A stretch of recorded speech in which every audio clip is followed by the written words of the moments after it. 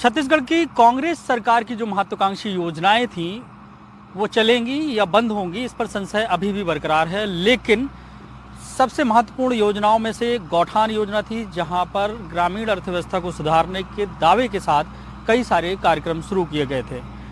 हम भी यहाँ पर राजधानी रायपुर से लगे हुए गोड़ी ग्राम पंचायत पहुंचे हैं, जहां पर ये गौठान बनाई गई थी। यहाँ पर गायों को रखा जाता था और गोबर भी खरीदी की जाती थी, गौमूत्र खरीदी किया जा रहा था और कई सारे आर्थिक गतिविधियां यहाँ पर हो रही थी, बकरी पालन वगैरह ये सब। लेकिन अभी की स्थिति सरकार बदलने के बाद यहाँ पे स्थिति थोड़ा सा बदलती नजर आ रही है। जो आर्थिक गतिविधियां यहाँ पर थीं वो अभी पूरी तरीके से ठप हैं। गोबर और गौमूत्र भी यहाँ पर जो खरीदी हो रही थी वो बंद हो चुके हैं। क्यों बंद हुए हैं? हमारे साथ यहाँ के ग्राम पंचायत के जो सरपंच हैं वो हैं, उनसे बात करते हैं। क्या नाम है सर आपका? गोपाल धीवर। गोपाल जी, ये गौठान पहले बहुत अच्छी गौठान हुआ करती थी, लेकिन अभी यहाँ पर वीरानगी जैसी दिख रही है, कोई एक्टिविटीज नहीं हो रही है, वजह क्या है इसकी? देखिए, ये जो है ना गोष्ठान की जो अवधारणा है, हमारे प्राचीन अवधारणा है। गांव में गोष्ठान का जो है ना वो आज की नहीं है। सरकार जो अभी सरकार चल रही थी, इसकी पूर्ववर्ती सरकार भूपेश सरकार, वो तमाम प्रकार की यहाँ पर और भी इसको एक रोजगार केंद्र के रूप में डेवलप करने की जो प्लान थी वो बहुत ही स्वागत योग्य कार्यक्रम था और उसमें काफ़ी लोगों को रोजगार भी मिल रहा था। वर्तमान सरकार अभी इस पर कोई निर्देश जारी नहीं करी है, लेकिन ग्राम पंचायत जो है ना आज की नहीं है, ये पहले से ही गोष्ठान की जो व्यवस्था, क्योंकि हमारा गोड़ी जो है ना कृषि बाहुल्य क्षेत्र है और प्रचुर मात्रा में गो संसाधन यहाँ है, इसलिए चारागाह की व्यवस्था करना और गोष्ठान की व्यवस्था करना हमारी पंचायत की पहली प्राथमिकता है और उसको हम लोग पूरा कर रहे हैं।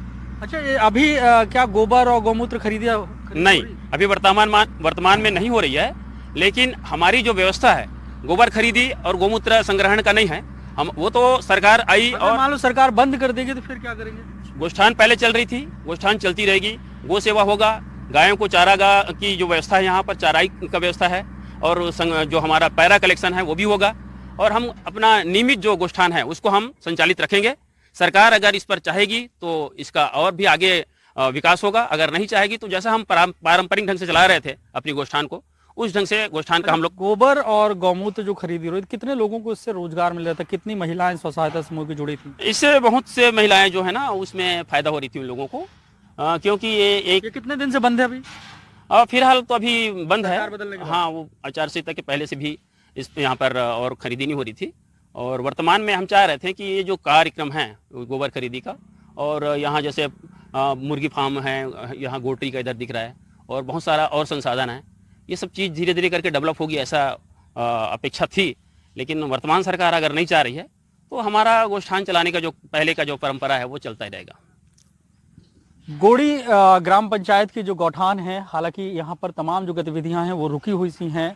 गोबर खरीदी बंद है, गौमूत्र खरीदी बंद है, बकरी पालन के लिए भी यहाँ पर व्यवस्था की गई, मुर्गी पालन के लिए और बर्मी कंपोस्ट के लिए। लेकिन सरकार बदल जाने के बाद अभी तक किसी तरीके के कोई निर्देश नहीं है, लेकिन अधिकारियों की उदासीनता साफ दिखने लगी है और इस योजना में क्या निर्णय होगा ये तो आने वाला वक्त बताएगा। लेकिन बहुत सारे ऐसे संकेत हैं कि सरकार इस पर बहुत ज़्यादा इंटरेस्ट लेने वाली नहीं है। हालांकि जो इसके को संचालित कर रहे हैं ग्राम पंचायत के जो सरपंच हैं, उनका ये कहना है कि हमारी पुरानी परंपरा है, सरकार अगर इसे चलाती है तो ठीक है, नहीं भी चलाती है तो गौठान चलते रहेंगे, गौ सेवा का कार्य होता रहेगा और गायों को रुकने की यहाँ पर व्यवस्था की जाएगी, ताकि जो गौ प्रबंधन है और जो कृषि प्रबंधन है वो ठीक ठाक तरीके से चलता रहे।